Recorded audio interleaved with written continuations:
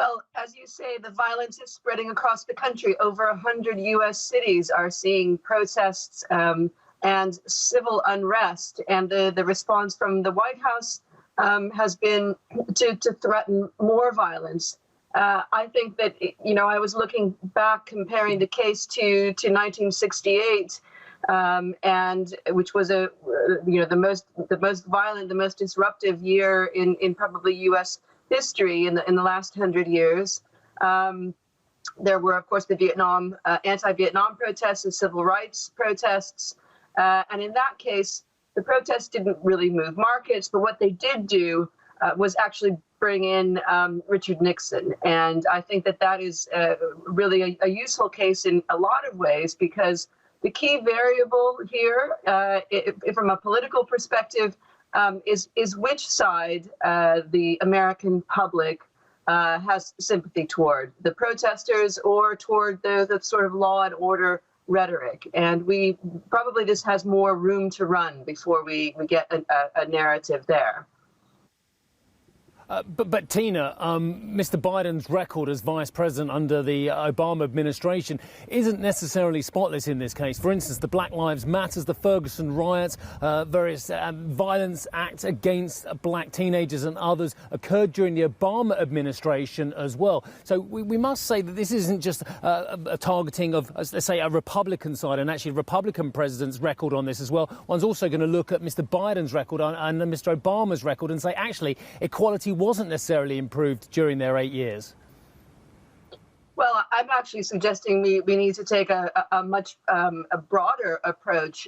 This, of course, goes back to slavery, the original sin, if you will, of the United States, and the failure to reach any kind of equity. And that's where it's not just about Black Lives Matter, but the bigger principle of the militarization of the police.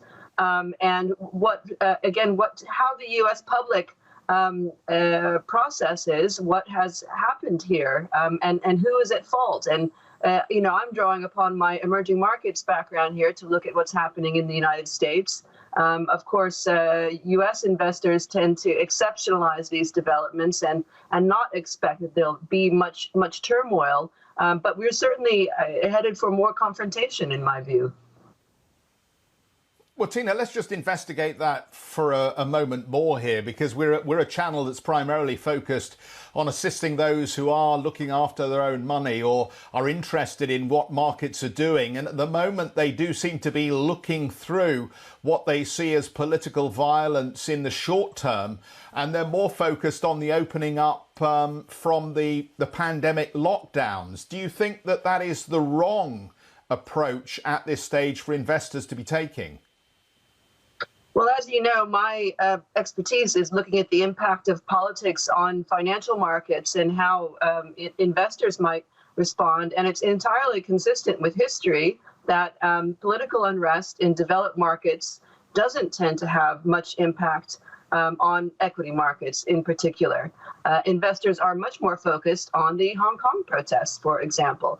And there are a couple of reasons for this. First of all, as I say, investors expect that although this violence is alarming, that it will blow over, that the U.S. is a law and order country, and that things won't get further out of control. We saw this in 1968. There was very little impact of what were much more violent, much more deadly protests. So this isn't unusual. What I'm suggesting is that investors who are going to be concerned about, as you say, relaxation of the lockdown and return to business as usual, and ultimately the presidential elections in November, will need to have a kind of a map for thinking about what to look for and who might benefit.